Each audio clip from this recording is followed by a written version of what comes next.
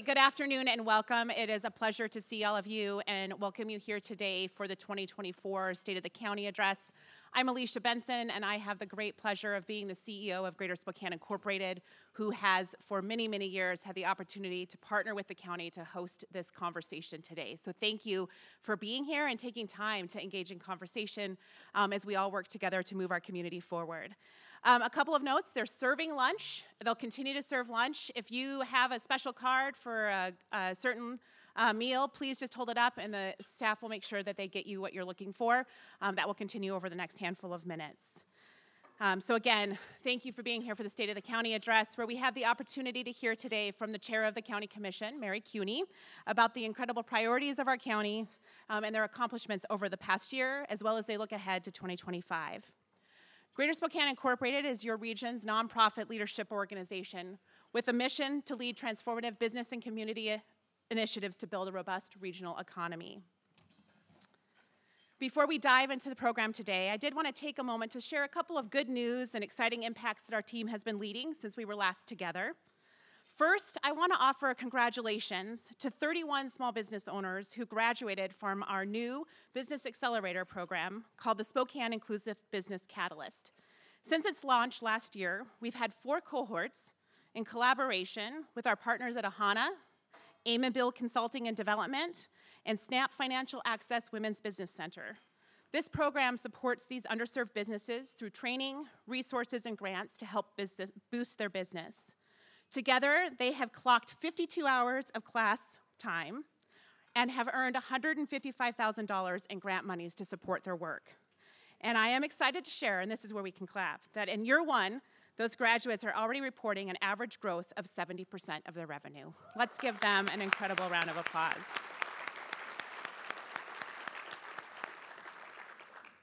We are in election season, as many in the room know, and we next week will be launching the Elections Center, your go-to resource for all things related to elections, legislative session, and the opportunity to understand and learn who the candidates are, what they care about, what they're interested in, the issues that are on the ballot that you'll be receiving in the mail in middle of October.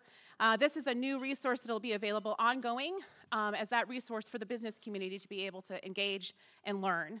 It'll be an opportunity for you to really be a tool for you to share with your employees, with your neighbors, as we think about the important elections ahead of us in an ongoing way. So please keep an outlook for that in your inbox next week. And you may have already gotten your Journal of Business today. If not, when you pick it up, you'll receive a copy of our latest, just hot off the press, Connect magazine. This showcases GSI and many of our partners, their stories from across the region and the incredible work that they're doing. If you haven't gotten a Journal of Business, you can grab a copy of that Connect magazine on your way out today. And then lastly, it's events like today that had this incredible opportunity to bring our community together. The opportunity to partner with the county, to be able to be a convener and a connector, to bring community leaders together, to have conversations that shape our future and our needs. This is a really incredible demonstration of the power of public-private partnership. So again, thank you for being here. I'd like to welcome my colleague, Lisa Lewis, our VP of Partnership and Development, up to the stage to share our land acknowledgement this morning.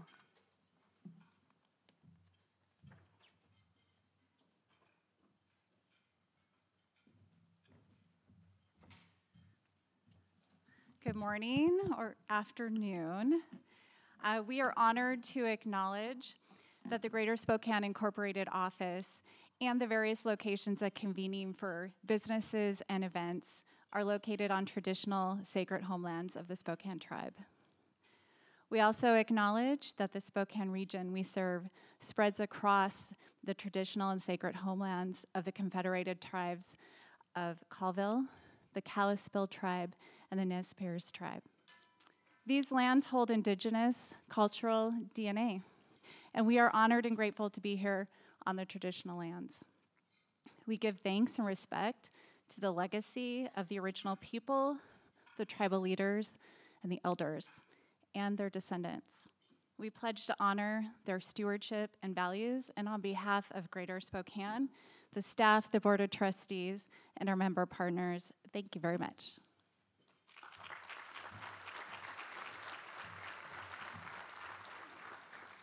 Thank you, Lisa. And next, I'd like to invite up Chaplain Robert Kuney to the stage for our invocation. He is the head chaplain for the county and works to serve all of the Spokane community without judgment or prioritization. It is an opportunity for all of us to reflect. Chaplain Kuney. Thank you so much. Good morning, everybody. I'm Chaplain Rob Kuney. It is an honor and a joy to see you again. I was here last year with you, and it's a joy to be here with you again this year and to see us pulling together in the same direction. Please rise for our invocation. And I will lead into our time of prayer with Proverbs 3, 5, and 6. Trust in the Lord with all your heart, and lean not on your own understanding, but in all your ways acknowledge him, and he will make your path straight. Please join me in prayer. Lord God, we pause and bow before you as we invite your manifest presence to be with us and encourage us in our time together today. We give you praise in all the ways you've watched over us and blessed our great county of Spokane. As our county commissioners, our sheriff, and all our local leaders work together at building our future, we ask that you grant them your wisdom from heaven in every step of the journey. Lord, may we always place our trust in you first, with our hearts, and in all our ways acknowledge you. And we claim your promise that when we do so, you will make our path straight. Thank you, God, for these many ways that you provide for us, including this meal before us. Please bless it to strengthen our bodies. We pray this all in the name of your Son, the King of Kings and Lord of Lords. Amen. Amen. Please remain standing for the Pledge of Allegiance.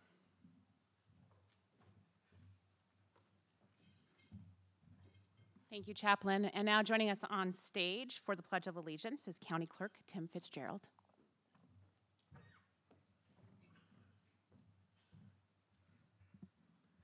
Good morning, folks. For those who are wearing caps, please take your covers off. Flags over here to the left, and follow me to pledge allegiance.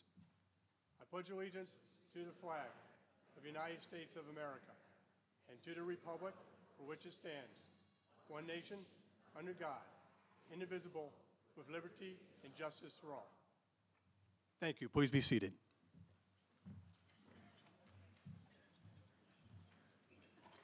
Thank you, Tim. I want to take a moment to extend a special thank you to our investors, partners, and sponsors who make this event possible. Your support allows us to do the critical work that we're doing to create a strong community together. To our presenting sponsor, Canopy Credit Union, thank you. Woo, we get some woo-woos this morning, I like it. Our executive sponsors, Alaska Airlines and Idaho Central Credit Union, thank you. Our major sponsors, Collins Aerospace, Gisa Credit Union, the Kalispel Tribe of Indians, and Providence Healthcare, thank you. And our supporting sponsors, the community colleges of Spokane and Eastern Washington University, thank you.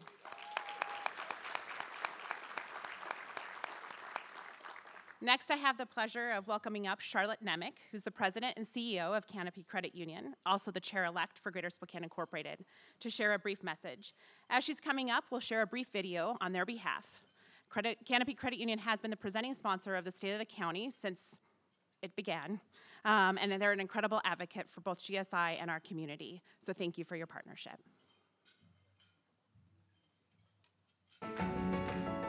When you come through the door, everybody knows who you are. We came down here and then they're really family-oriented, and so I was like, yeah, this is definitely the place to go. I was being personalized through what my needs were, not what my credit score was. In the beginning, when I first was going to buy a house, it was really scary to me, and when I came in here, it just had this really comfortable feel, and I told him what I was trying to do. I was trying to buy a house, and it was this kind of overwhelming attitude, like, yeah, well, you know, we're gonna get it done, like, we're gonna make this happen. And I was like, okay, I can do this, you know, this is good. We want to build a happier and healthier community through financial inclusion. And that speaks to who we are at our core. They have a whole team who's there to help guide you. That's huge. A bank would never, ever sit down with me. They would just say, yes, you're approved. No, you're not approved. Come back in 6 months. You can try again later. And that's very intimidating, coming in here and having somebody sit down and look over my bills and what my needs are and what my wants are and telling me how to get there. Within 90 days, I got to where I needed to be. It's sitting down, taking the time to get to know somebody, and then understanding specifically what will help them versus what will just get a loan put on the books because check, that was a goal I had. I want every member to be better off for doing business with us than they were when they arrived. Canopy will help anybody get where they need to be at financially and help you no matter what your credit was looking like. Canopy Credit Union is Spokane, and we are committed to this community. What gets me out of bed is the idea that we truly could be impacting somebody's long-term future.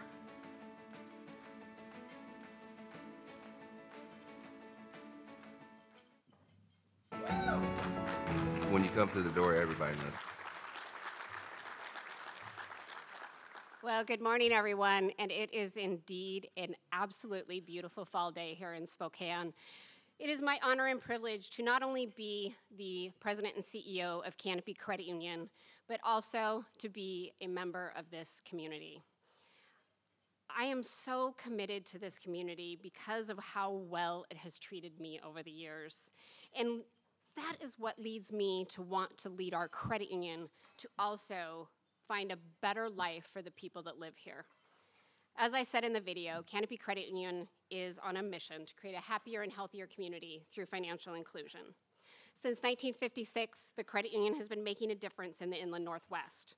As a community development financial institution, Canopy is focused on serving those who have a desire to better their financial lives.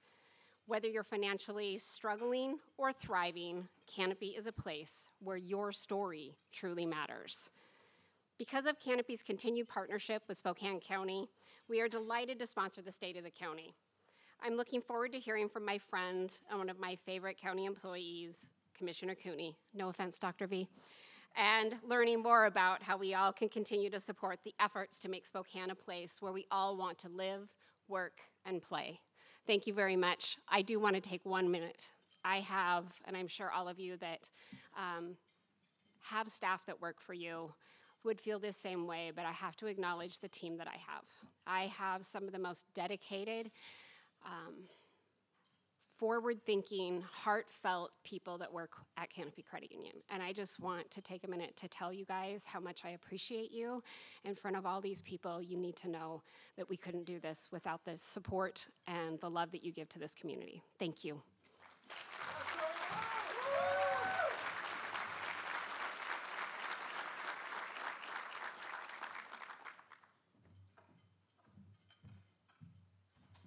Thank you, Charlotte, and thank you to the team at Canopy Credit Union for all that you do and your partnership with us.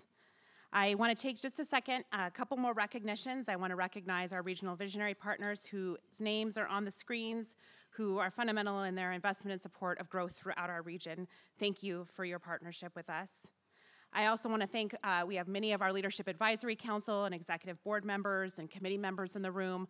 Usually I make you all stand up, but you're eating, so I won't do that to you. But a huge thank you to each of you for what you do day in and day out to make this work and this community move. Your leadership is incredible. And we have some awesome elected leaders in the room with us today, and so I'm going to ask you to stand. So we have leadership from our Washington State Legislature, Spokane County, the City of Medical Lake, City of Spokane Valley, City of Liberty Lake, Spokane Public Schools, Kalispell Tribe of Indians. The list goes on. So if you are one of our incredible elected leaders, will you please stand up so that we can thank you for what you do on behalf of our region?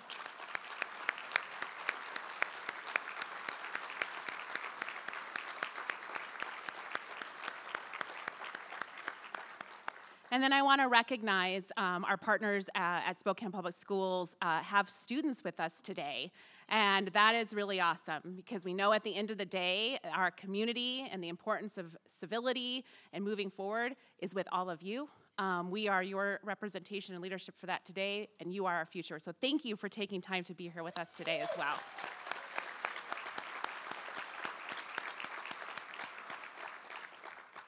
And for why we're all here today, the State of the County Address.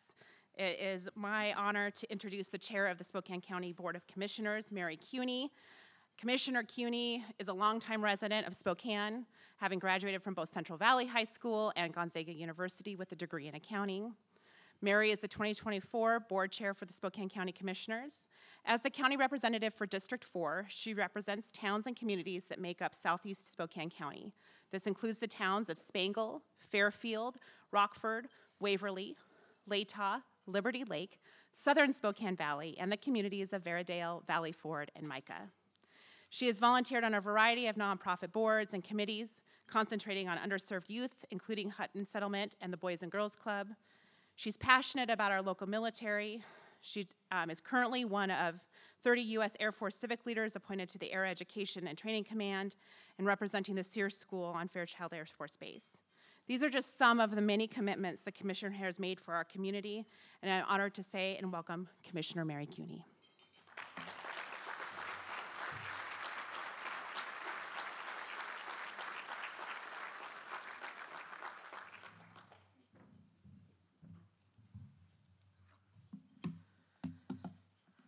It's always one of those, as people know me, I'm not, this is my least favorite thing to do is public speaking. So it's always one of those that it's like, as the chair, the fact that we get to do this is not always my favorite thing to do. So anyway, I just want to say good afternoon and welcome to the 2024 State of the County Address. I am Commissioner Mary Kuney, and it is an honor to serve as the chair of the Board of County Commissioners for 2024. My sincere thanks to Alicia Benson and the GSI team for hosting today's event, to Chaplain Robert Kuney, who did the invocation for us, and to County Clerk Tim Fitzgerald for leading us in the Pledge of Allegiance. And I want to give Tim a shout out because a lot of people don't know. So Tim is a retired Marine colonel, and from 1993 to 1997, he had the honor and responsibility of piloting Marine One. Yes, the presidential helicopter. As one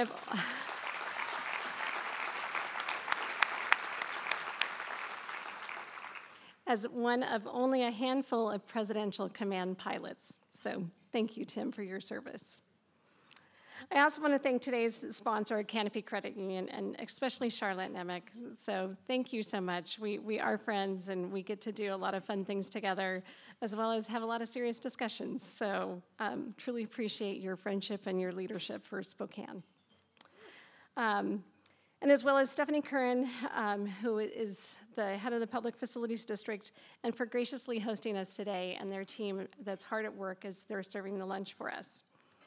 And of course, I wouldn't be able to do this without the support of my family. So I have my husband, Max Kuney, here, my son, Jeff, and his fiancée, Constance. So thank you for being here.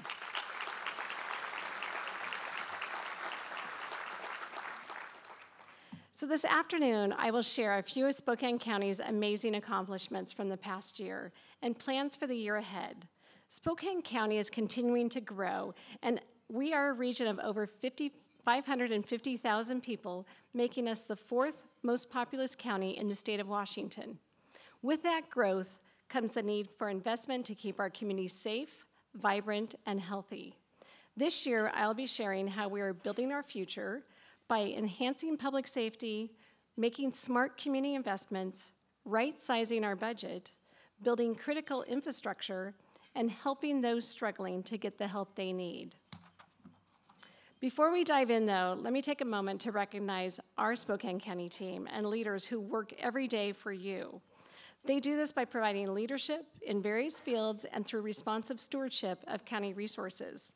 I will begin with the Board of County Commissioners who work tirelessly for our citizens. Please stand when I call your name and remain standing, and we'll hold applause until the end. District 1, Commissioner Chris Jordan. District 2, Commissioner Amber Waldruff. District 3, Commissioner Josh Kearns. Am I seeing you guys all stand? Commissioner Kearns is our 2024 Vice Chair. I represent District 4 and serve as the 2024 Board Chair. And District 5, Commissioner Al French.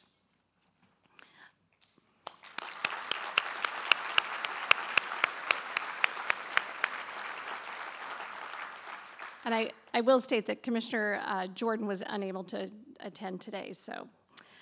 Next, I'd like to have our county-wide elected officials please join us and stand also. So Assessor Tom Konis, Auditor Vicki Dalton, Clerk Tim Fitzgerald, Prosecutor Larry Haskell, Sheriff John Knowles, Treasurer Michael Baumgartner, And if there are any district or superior court judges, would you please stand also?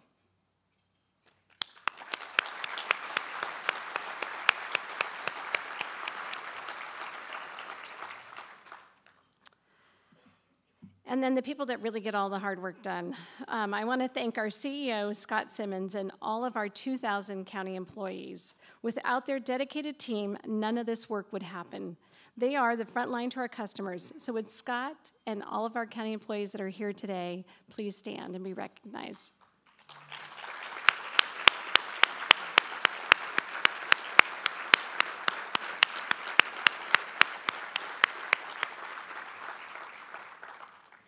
Thank you for joining us and for all you do to move Spokane County forward. I am proud to work alongside each of you and such an exceptional group of dedicated individuals.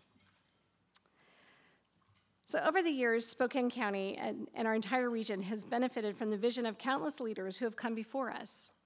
Today, I would like to recognize Susan Meyer. So I haven't seen her yet, so I'm hoping she's here. Okay. But with Susan, her leadership as CEO of Spokane Transit Authority since 2005 has been incredible. Few have done more to build our region's future than Susan.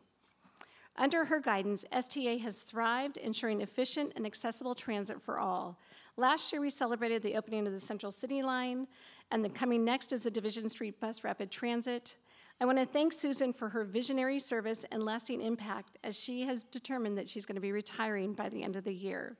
So Susan, if you're here, can you please stand? There we go.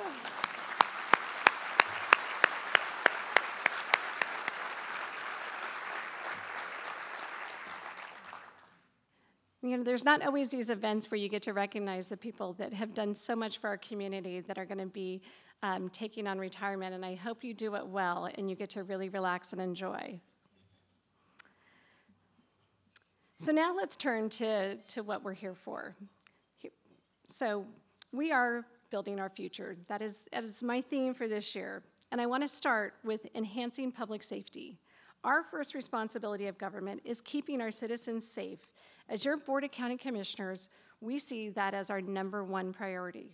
Sheriff John Knowles, would you please join me on stage to discuss how we are enhancing public safety in our community? So I will turn it over to the sheriff.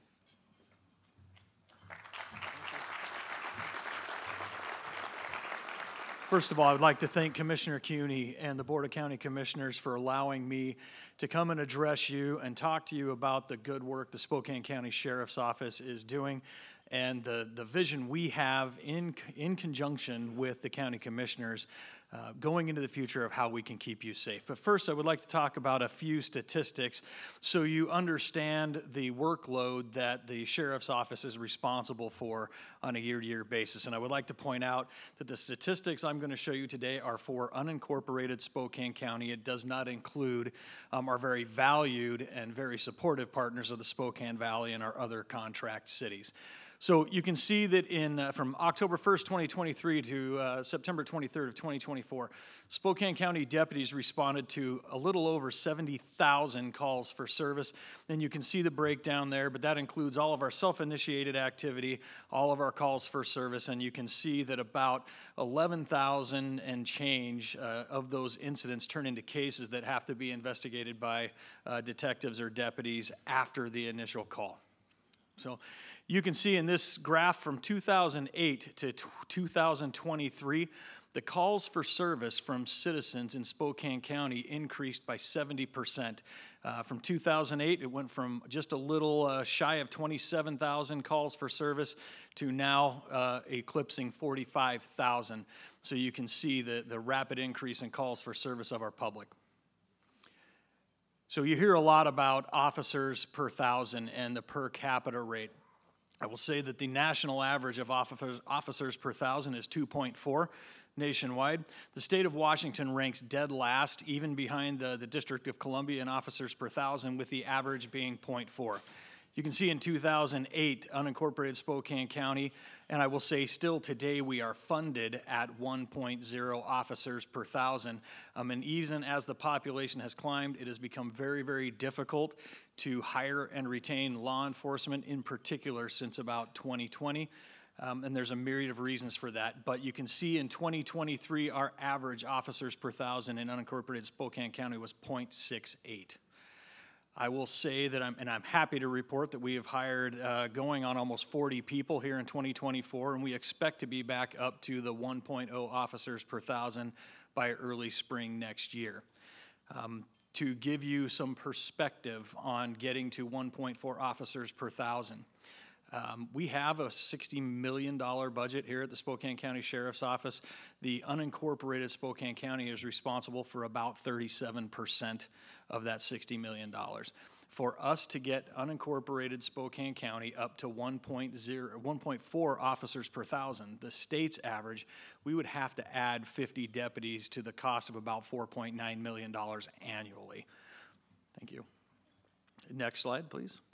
So as we look at the workload that our deputies are experiencing, as our community grows, as crime rates change, and as it becomes difficult to retain officers, you can see the number of calls for service that every deputy working the street is experiencing has doubled since 2008.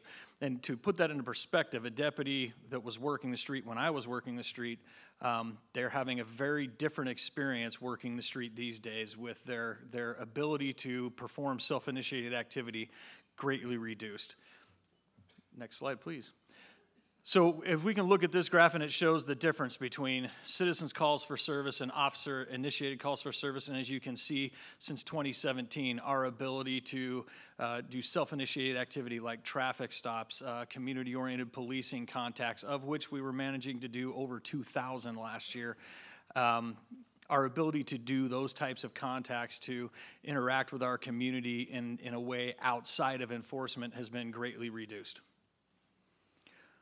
However, it's not all gloom and doom. This room got very, very quiet.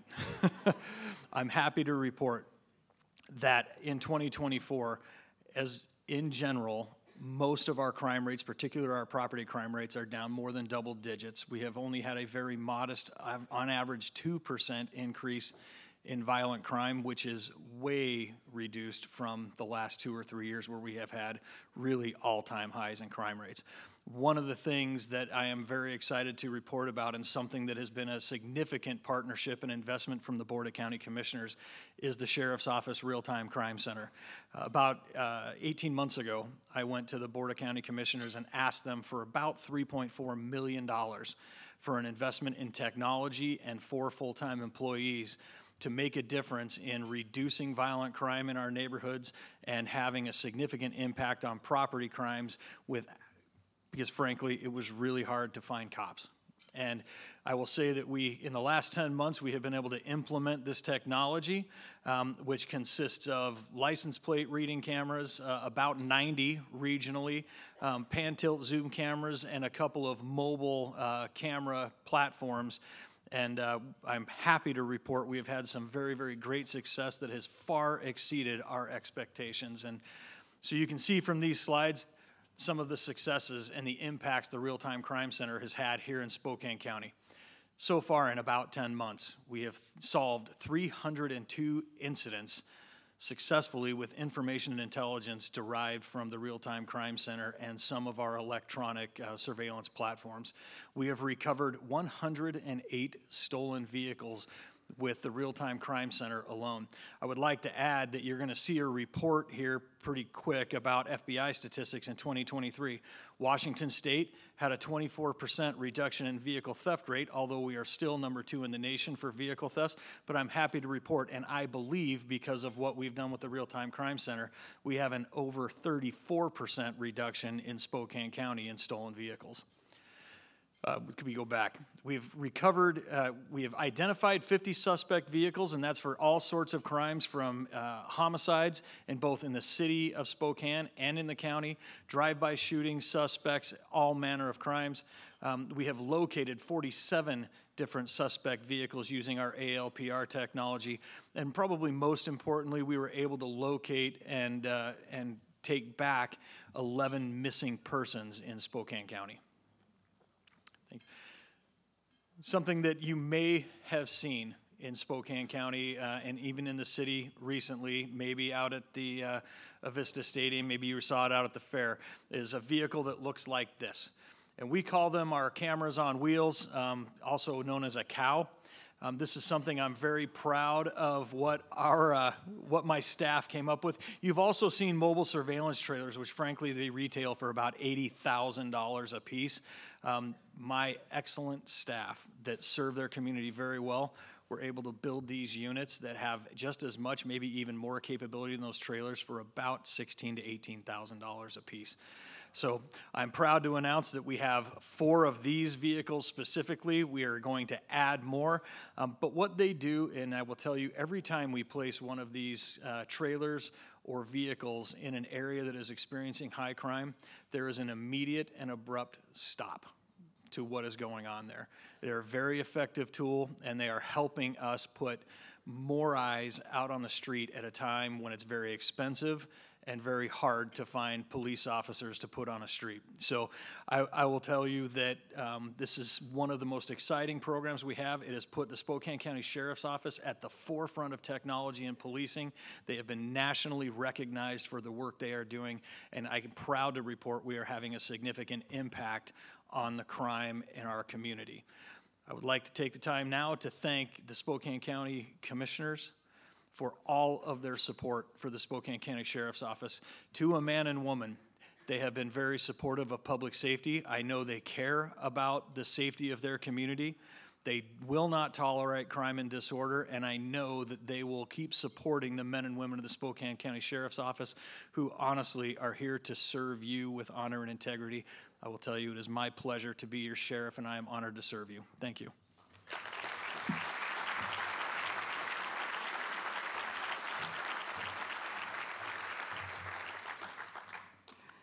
I was teasing John ahead of time that he likes to talk a lot, so I may have given him the hook, but I didn't have to this time. So thank you, Sheriff. No, we really, truly appreciate the information that you gave and letting us know what's happening in our community. As a board, we must confront the realities of today. Too many in our community no longer feel safe. And as the sheriff just stated, while crime overall may be going down, violent and serious crimes still continue. That is why this fall, Spokane County is asking the voters to renew the existing sales and use tax for juvenile detention facilities and jails. Many around the state regard Spokane County as a leader in juvenile justice. Our programs are effective in helping our young people get back on the right track, such as diversion and alternatives to detention like electronic monitoring. Spokane County intends to use these funds provided by the renewal of this measure to continue funding our current operations and maintenance of detention facilities, which is required by state law. Funds will not be used for any new construction. For nearly 30 years, voters have renewed the measure several times, most recently in 2015, with almost 70% of the vote in favor. So to help educate voters on what the measure funds, we have prepared this short video.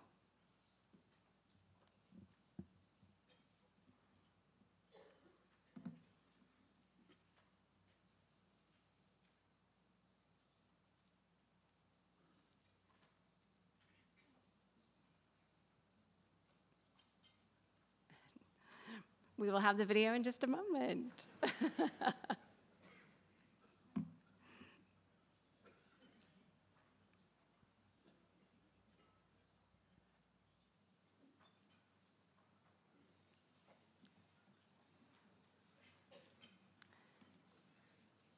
Jess, do we want to, you want me to just go forward? Nope, you got it. Okay. We had cable issues during our practice, so. On July 16, 2024, the Spokane County Board of Commissioners adopted a resolution to ask voters in the upcoming general election on November 5th whether they want to renew the existing sales and use tax for juvenile detention facilities and jails. Since 1995, voters have approved the 0.1% countywide sales and use tax each time presented to the community. The tax generated $15.8 million for the county in 2023, supporting 140 personnel consisting of corrections officers, probation counselors, medical professionals, administrative staff, and facility maintenance. Funding fully covers expenses for operating juvenile detention facilities and partially covers costs associated with operations and maintenance of our Spokane County jails. This source of funding supports individuals in detention in making positive changes, while also holding them accountable to protect public safety. The renewal request comes as juvenile court has seen felony offense referrals increase by 25%, and gross misdemeanor and misdemeanor offense referrals increase by 44%. The countywide sales and use tax is paid for by residents and tourists who visit the area. In Washington State, items exempt from sales tax typically include most grocery foods, prescription medicines, and rent for residential properties. The existing tax is set to expire at the end of 2025 and, if it is not renewed, would lead to a significant budget shortfall. The estimated $16 million shortfall would likely require cuts to discretionary programming services provided to individuals in our juvenile detention facilities and jails, along with other county services and programs. Learn more about Measure 1 on our website at SpokaneCounty.org. As I stated earlier, our juvenile detention facilities and jails are required by state law. Protecting public safety and holding offenders accountable often means needing to place individuals in detention. I encourage you to learn more about the ballot measure by scanning your QR code that is in your program today. There's a little QR code inside there that when I say to look at the QR code, that's where you will go to find that, and we'll have a tree there for you to get additional information. But this measure will be on the ballot this fall, and so be sure to vote by November 5th. Next, I want to talk about building our economic future and making smart community investments. I say smart as we look to invest in projects and programs that will deliver results and yield future dividends as they grow our local economy and generate future tax revenues. Here are a few examples that bring this into perspective. First, this month, the commissioners celebrated the opening of the Spokane County Interstate Fair. Hopefully, some of you got to hear the fantastic live music, watch the rodeo, and see the fair exhibit halls or visit the carnival. With your help, we had another year of strong attendance, with more than 170,000 people through our gates. For our region, the fair is more than carnival rides, mutton busting, and elephant ears. It's an annual tradition that brings our community together to celebrate the harvest of our rich agricultural heritage. The 10-day annual event also delivers more than $7 million to our local economy. As you think about the fair's impact, keep in mind that it is only one of dozens of events that we get to enjoy every year at the Spokane County Fair and Expo Center. Here's another. Almost 255,000 baseball fans visited Avista Stadium this year to cheer on our hometown Spokane Indians. If you're a devoted baseball fan like my family, Commissioner Jordan's family, and I see Senator Patton is here as well, the new experience is plain awesome. I am excited to report more stadium renovations, which were constructed by Lighted Construction of Spokane, and we have more improvements for fan experience still coming, such as a new large high-definition video board in left field, replacing the existing scoreboard, a new playing surface, and spectator netting to protect fans from those foul balls. I want to thank the Spokane Indians Ownership Group, led by Bobby Brett, and the state legislature and the city of Spokane Valley for choosing to partner and invest with us in the stadium. With an annual economic impact of over $25 million, Spokane Indians baseball is an economic home run for our community while providing affordable family entertainment. And in case you missed it, our Spokane Indians just won the Northwest League Championship for the first time.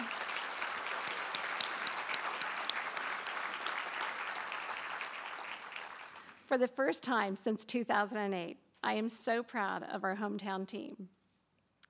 Next on the community investments list is one that is genuinely all about building our future. It's Spokane International Airport's TREX project. Here's a quick look at the progress.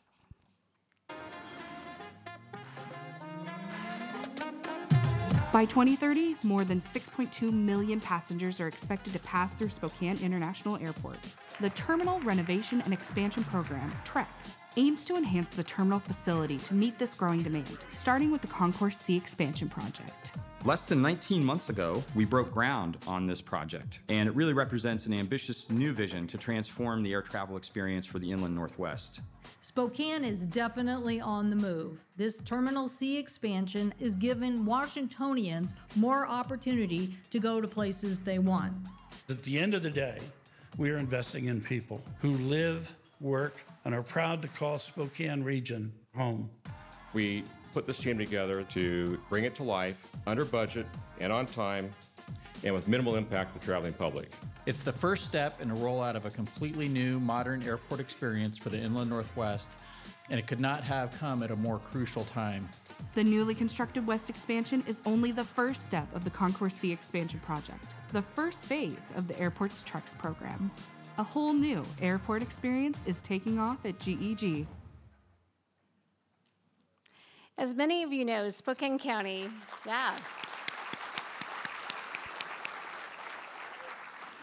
As many of you know, Spokane County and the City of Spokane jointly own the airport. Last year, the airport served a record number of over 4 million passengers and generated over $3 billion in economic impact to our communities.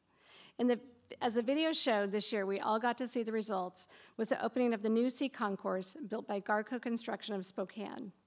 New gates, new ticket counters, and new passenger-focused amenities. Thank you to Larry Crowder and his team, also to the airport board, comprised of Chair Ezra Eckhart, Commissioner Al French, Jennifer West, Brooke Baker-Spink, Max Kuney, Nancy Voorhees, and Council President Betsy Wilkerson. These are the people who envisioned a new gateway to our community. It is great to partner with you and the city and to make our airport even more user-friendly and welcoming to travelers near and far.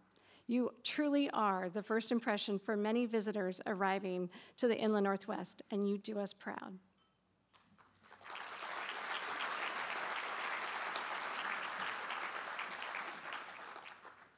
Turning now to Spokane County's budget. You know, budget is never one's favorite topic. As a CPA, I love it, but not everybody does. So building our future means budgeting responsibly. It is no secret that the county, like our neighboring areas, is experiencing stagnant sales tax revenue. As all of us have seen, the cost of daily necessities in our home and our businesses increase. That is why Spokane County, like many families in the region, is doing some right-sizing when it comes to our budget. In your program, again, you can scan the QR code and you'll see more details on our budget. We'd like to get you involved in our public hearings. So we have an annual budget of $937 million across all funds and a general fund budget of $271 million. This week, we hosted our first public budget roundtable, providing citizens with the opportunity to share input, and I encourage you to take part in several more sessions that we have coming. In anticipation of a flat budget in 2025, we have asked the county departments and offices to find efficiencies while maintaining required services. Some good news, I was told by Assessor Tom Konis recently that completed new construction in Spokane County this year will top $1.5 billion, our second highest amount ever. As you will see on the screen, this totals over $5.8 billion in new construction in our region in the last 4 years alone. This is good news because it means that we are continuing to attract businesses to build and invest in Spokane County. This year, we also launched our 2026 comprehensive planning process, which will significantly affect future construction, both commercial and residential.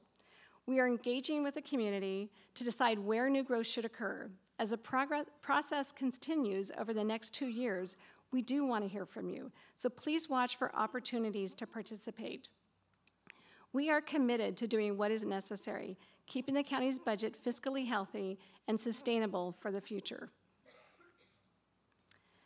Turning now to infrastructure. One of the best ways to build our future is by connecting our rural communities. It has been an honor to serve as the chair of the Broadlink Board, our newest countywide public development authority, or PDA as we call them. Broadlink builds on the success of our 3 existing PDAs in the Northeast, the University District, and on the West Plains. Broadlink was formed to bring reliable, affordable, high-capacity broadband access to our unserved or underserved areas. We are positioned to make considerable progress in connecting our communities with the upcoming opportunity to access new federal funding.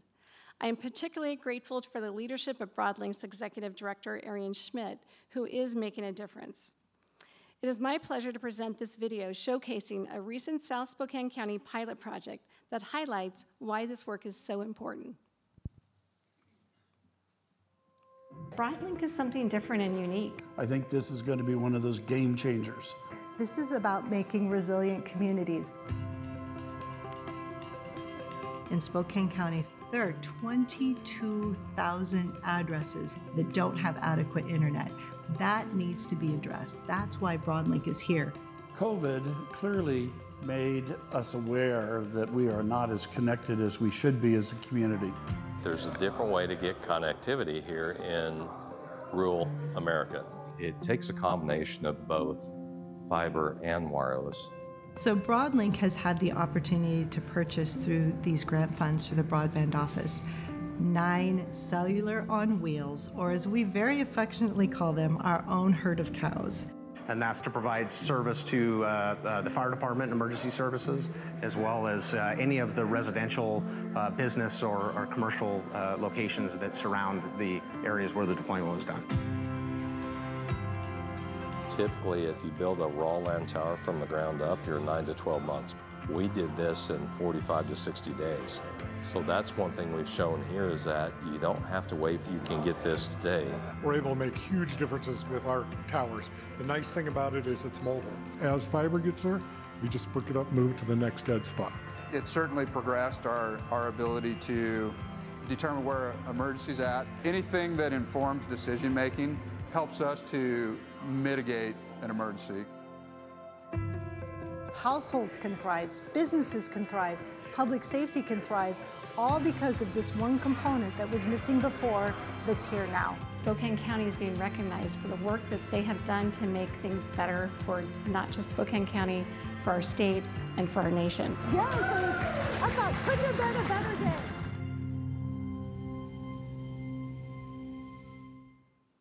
It is exciting to think about all the opportunities ahead of our region, whether it be public safety, telehealth, advanced manufacturing, or precision agriculture. As chair of the Broadlink Board, I want to thank our Broadlink Board members, Mayor of Medical Lake, Terry Cooper, Spokane City Councilman, Michael Cathcart, County CEO, Scott Simmons, and County Public Works Director, Kyle Tuig. The opportunity before us was only possible with their valuable insights. Let's turn now to another notable example of how we are building our future on our county roads. After $74 million in investment from local, state, and federal funding partners and almost 30 years of regional collaboration, I am pleased to report that we are nearing completion of our 8-mile Bigelow Gulch Forker Road Urban Connector.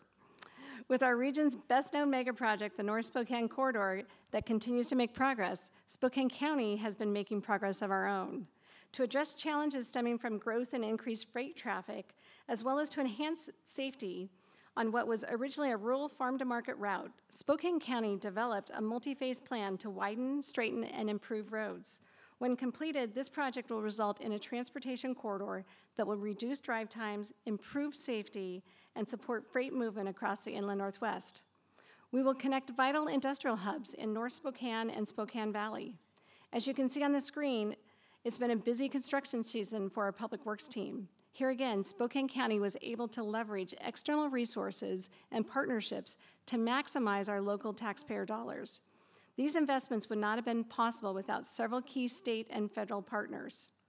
I want to thank the local electeds and private sector leaders who sit on a number of these state and local boards. Without them, we would not be able to leverage these dollars and make a difference for our community.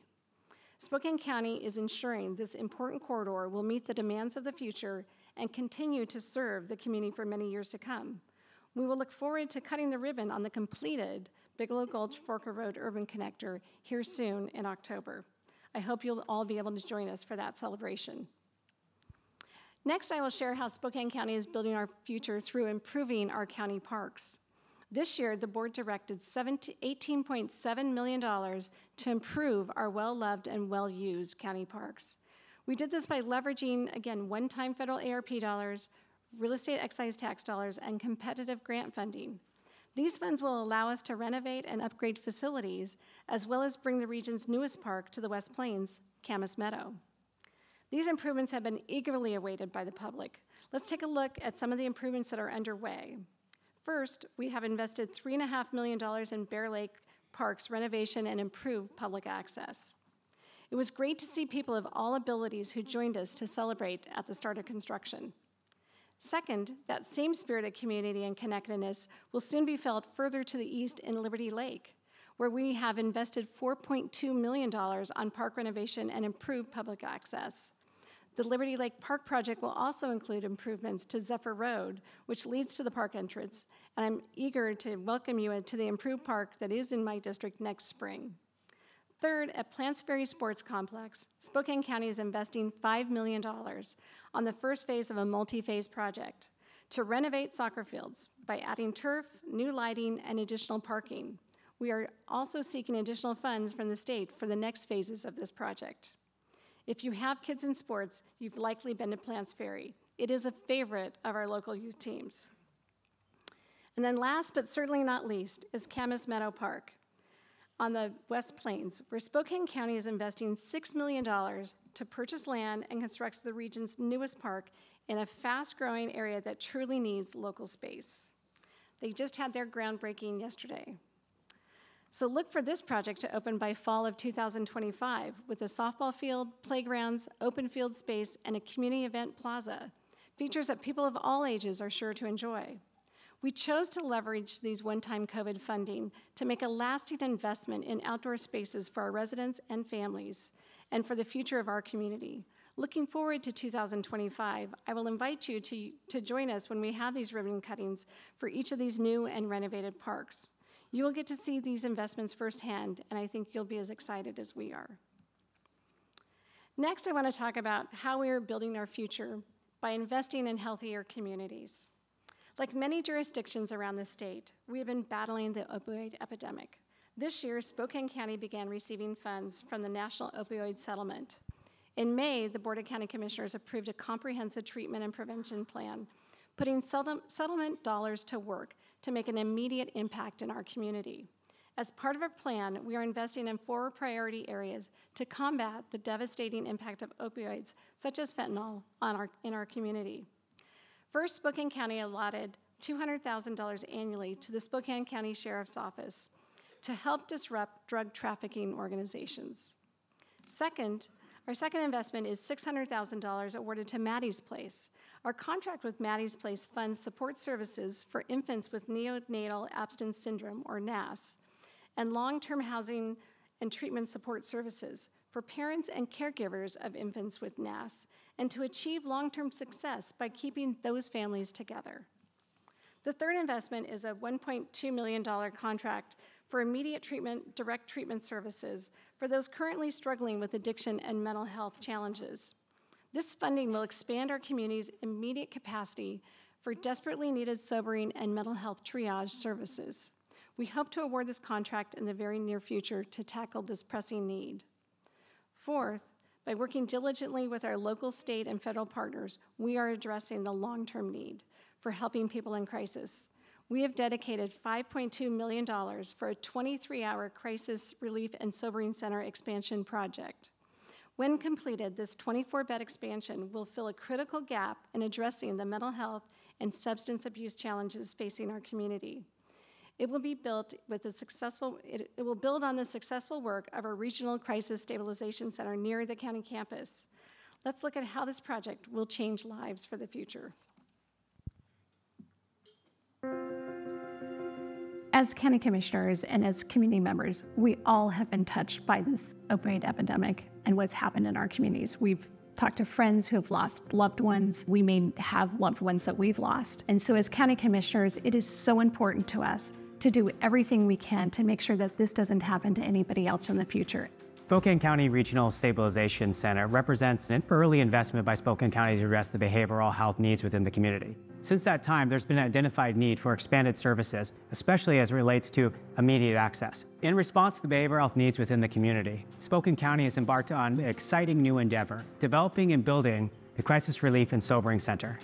This project is an expansion that provides strategic intervention and allows for walk-in immediate access to care. It also provides another resource and avenue for families to seek the treatment and care for their loved ones that they deserve. Really, right now, we don't have a lot of resources in our community for people who don't necessarily fit into one of the categories that we have to fit them into. To take them to a hospital, an emergency room, or even a jail cell isn't the appropriate place. I mean, our lack of jail space is a well-known problem in this community, and these sobering centers and these stabilization centers offer a place where we can take people to get sober, get the stabilization care they need, and we are critically lacking that in this community right now. When you're dealing with a crisis, there's not a lot of happy stories with it, right? You're dealing with folks who are addicted to drugs that are flowing regularly into our community, and trying to stem the flow of that stuff, which is one side. But then you have to have an ability to treat people who are in those crises. We were able to go back and look at what the county had received to date in opioid settlement dollars. And it was approximately $8 million. So our BHASO went out and did a series of interview questions and surveys with our community, providers who are in this space, community members who have been impacted by it, and allowed them to give feedback as to where they think the dollars should be used at. Through the Board of County Commissioners' work and the priorities that were set, we put $5 million towards the creation of a crisis relief and sobering center. That is construction that will be underway probably within the next 9 months. So we used our opioid settlement dollars that came into our community to do this investment here, as well as we're looking to our federal and state partners to continue to further invest in now and in the future for this project. We're super excited about the expansion that we're doing right now from the justice perspective. These interventions and these diversion programs help to reduce recidivism for the jail and give them an opportunity to get their needs addressed. We've had such a gaping hole in our community that is being filled by this facility. And that's just invaluable. And I know there are numerous examples where we have people who have been really in crisis, and now they've gone in, received treatment, been stabilized, and now some of them, they're employees at the stabilization center helping other people. I love working here. Being a part of other people's recovery is the foundation of my recovery. You know, a lot of people that go through addiction and homelessness experience a lot of trauma, myself included. And so with me, I just try to be the person that I needed when I was going through the same stuff that they're going through. So the benefit of the new center versus the stabilization center that we already have is that this is expanding upon that, and this is adding to it. So this is adding that 23 hours of crisis relief that is necessary. So that way we can get the people stabilized for either sobering needs or mental health needs. You don't have to be justice involved. This is for anyone in the community. We recognize that this is an ambitious project and we have a lot more work ahead of us. And we just want to say thank you to not only our community and our partners, but the staff at Spokane County for all the work and efforts that they put into this thus far as we look towards the future. The Spokane County Commissioners are excited and hopeful for the future of our community and are committed to the health and well-being of our citizens.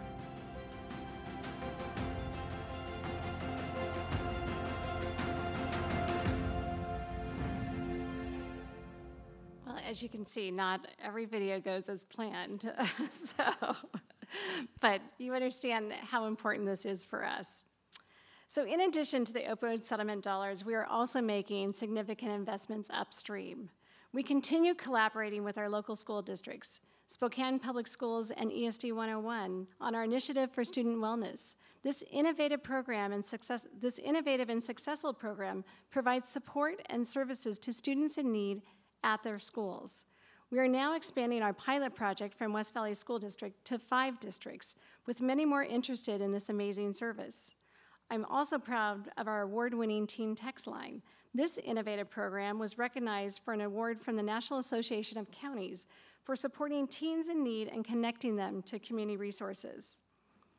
Helping those who are struggling with behavioral health and addiction and investing in services for our youth are just a few of the many ways Spokane County is responding to immediate community needs and building healthier communities.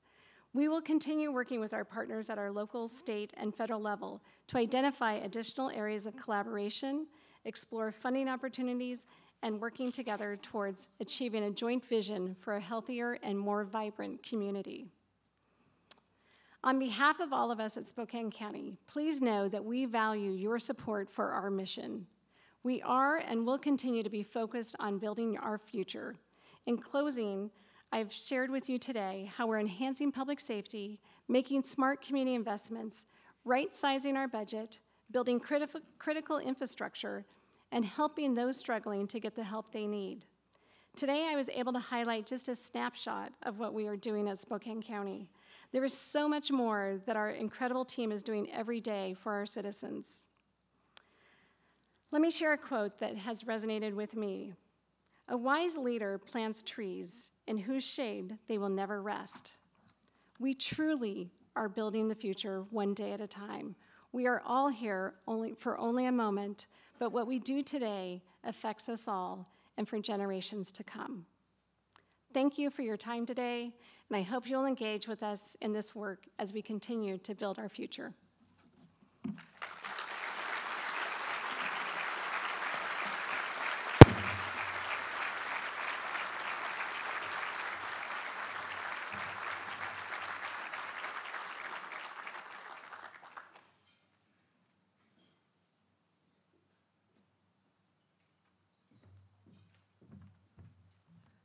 Let's give Commissioner Kuney one more round of applause.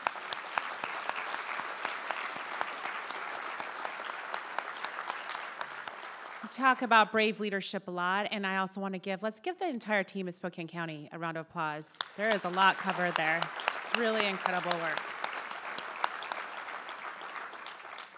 I think about, I spend time weekly with my colleagues, Lance and Rose and Emily, from DSP and the Greater Spokane Valley Chamber of Commerce and Visit Spokane, and we talk a lot about the partnership. We talk a lot about the partnership with all of you, with our elected leaders. We talk about the really challenging things that you heard the commissioner and the sheriff speak about today when we think about public safety, drug use, the housing challenges. They're real. They're very, very real. The other part of our conversation, though, each week is that we also need to talk about all the incredible things that are happening in this community every single day. And you saw some of that highlighted in the video today when we think about the fair, when we think about our parks, when we think about the innovation that's happening in our community, when we think about the airport being the front door to the world. There is so much good happening in our community every single day, and it's our responsibility when we come back to the power of public and private partnership for us all to be part of that championing the future of this community, as the commissioner said, building for the future. So thank you each for taking time to be here, and I hope that you think about the conversation today and some of the pieces that you want to take with you, a place you want to plug in, because the work of this community, building an incredible community that is Spokane, is not done by one person, by one organization, by one municipal body. It's every single one of us, and we're building it for the future and for our students. So again, just a huge thank you to each and every one of you for being here today. A huge thank you to our sponsors and to Canopy Credit Union for being our presenting sponsor. Let's give them a round of applause. And I want to they're all behind the scenes, sitting in many, many different places, but I want to thank our team at Greater Spokane Incorporated who worked tirelessly behind the scenes to make this possible. So let's give them a round of applause. They are phenomenal. And as you leave, there are 2 QR codes on that important program. The first, important to make sure you know and learn about Measure 1 that's on our ballot just around the corner. And the second is to make sure you get registered for the economic forecast coming up in November, as we all are planning right now for what 2025 has in store. A really great opportunity to, again, come together not only for your own organization, but for our communities. So we do hope to see you there and in that incredible partnership we've had with the Journal of Business. So again, thanks to each of you for being here, for what you do. Have a beautiful fall day, and enjoy.